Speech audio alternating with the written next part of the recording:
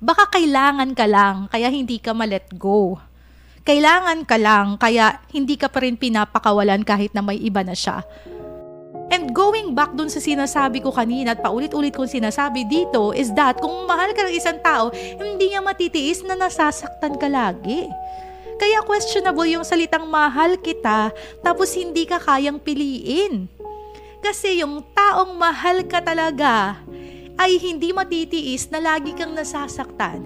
At hindi matitiis na hindi ka piliin. Kasi automatic kapag mahal ka ng tao, pipiliin ka niya. At he or she will not even entertain number 2, 3, 4, 5 kasi nga mahal ka niya. Iniingatan ka niya. Pinapahalagahan ka niya. So para sa akin, kung akong tatanungin yung, Tita Kay, mahal ba ako ng tao na ito? May number 2 siya, may number 3 siya, may number 4? I don't think so. It's questionable. Baka kailangan